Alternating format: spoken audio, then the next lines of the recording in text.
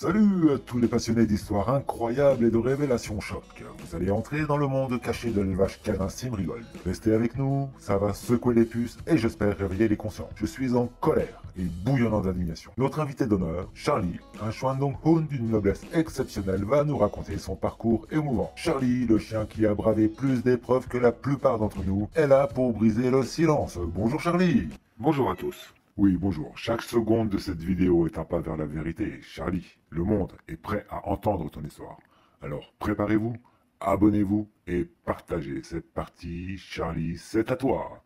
Est-ce que tu pourrais te présenter? Oui, bien sûr, je suis un Shandong Hound. Mes grands-parents vivent en Chine. Nous sommes une race de chiens prestigieuse et très rare dans le monde. Mes parents, Bok et Stella, sont arrivés au Portugal en 2019. Notre sang est prestigieux et mes ancêtres sont de véritables stars en Chine. Ok, dis-moi Charlie, quel âge tu as et raconte-nous ta terrible histoire. Je suis né le 5 juillet 2022, j'ai donc 1 an et demi. Le 22 août 2022, Alison de l'élevage Cymrigold en Angleterre a contacté ma famille pour adopter un de nous. J'ai 2 frères et 4 sœurs. Pour permettre à Alison d'améliorer le sang de son élevage, ma famille a accepté de lui faire confiance. Alison m'a choisi sur photo et sur vidéo quand j'avais 2 mois et demi. À 2 mois et demi? Oui, j'étais très jeune. Un éleveur qui connaît son sujet et qui souhaite améliorer ses lignées attend minimum 8 mois avant de nous choisir. Nous sommes des êtres vivants, personne ne peut savoir comment nous allons évoluer. Oui, absolument, tu as raison. Et qu'est-ce qui s'est passé? Je suis arrivé en Angleterre avec ma sœur Coco en novembre 2022. Ma sœur a eu beaucoup de chance. Elle vit dans une super famille éthique qui lui donne beaucoup d'amour. Ok, génial, ta sœur est heureuse. Et toi alors?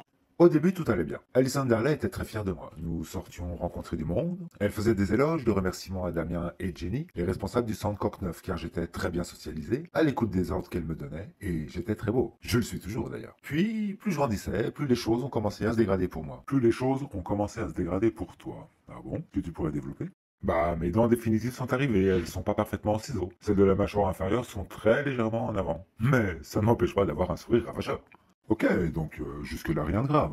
Les amis, mettez un like et partagez cette interview. Je sens que des révélations croustillantes vont arriver. Oui, rien de grave, mais Alison Darley a commencé à ne plus m'aimer. Elle disait que j'avais de mauvaises dents et que mon comportement était mauvais. Je ne sais pas exactement pourquoi. Enfin, si, j'ai une petite idée, parce que quand je suis arrivé chez Alison, j'avais que 4 mois, et une femelle de 6 mois me reniflait. Je n'ai pas tellement apprécié, alors il a fallu que je lui fasse comprendre que c'était pas le moment. Mais ce que je peux dire, c'est que ma condition de vie est devenue comme celle de mes nouveaux copains qui vivent chez Cymrigold. Regardez mes ongles, ils touchent par terre. Mais ça me gêne. Quand nous avons la chance de sortir, c'est essentiellement pour des séances photos pour ces réseaux sociaux. Ah oui, je vois. Il est important de rappeler à nos téléspectateurs que quelle que soit notre race, nous avons absolument besoin de sortir, de nous dépenser et de découvrir de nouvelles odeurs. L'interaction avec le monde extérieur est capitale chez nous. Et vous devez aussi comprendre que quand nous découvrons de nouvelles odeurs, c'est comme si nous allions lire nos emails. Oui, absolument. Et c'est d'autant plus important pour nous, les Shandong Hound. Si nous ne sortons pas, nous débordons d'énergie. D'ailleurs, Alison Darley a clairement dit un jour, « Mais je ne comprends pas les gens qui sortent leurs chiens. »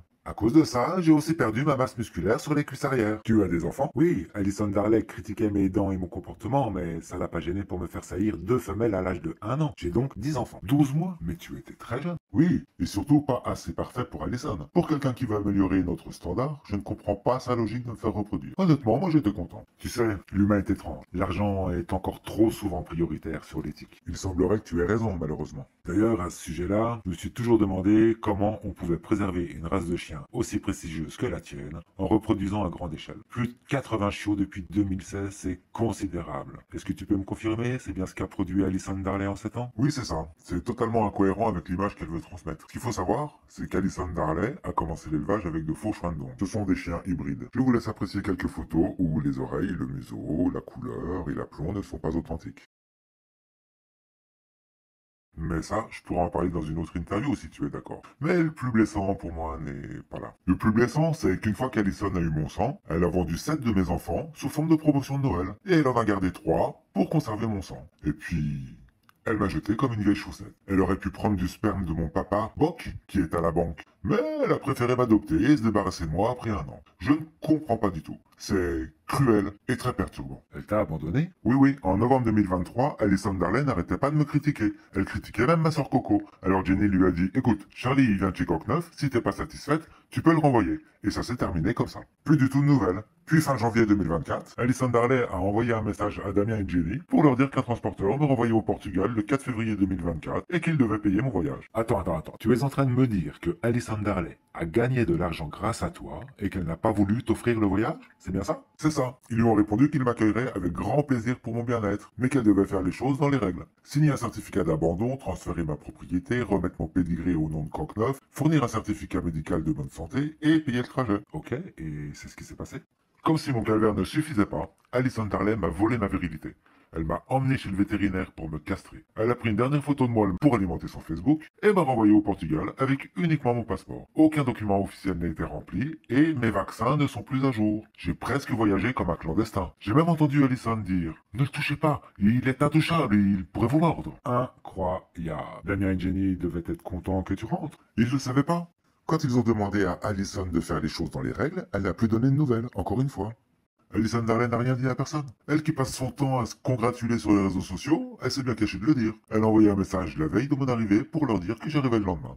Les amis, cette histoire est complètement folle. Partagez au maximum pour que ça ne se reproduise plus. Il faut tout de même rappeler à nos téléspectateurs que nous ne sommes pas des objets. Nous sommes des êtres vivants.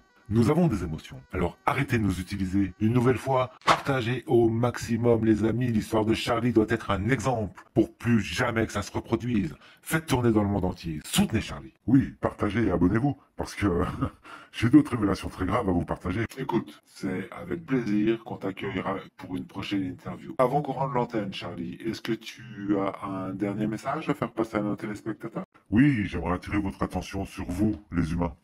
Quand vous adoptez un chien, réfléchissez bien avant. Nous adopter pour de l'élevage ou non, c'est pour la vie.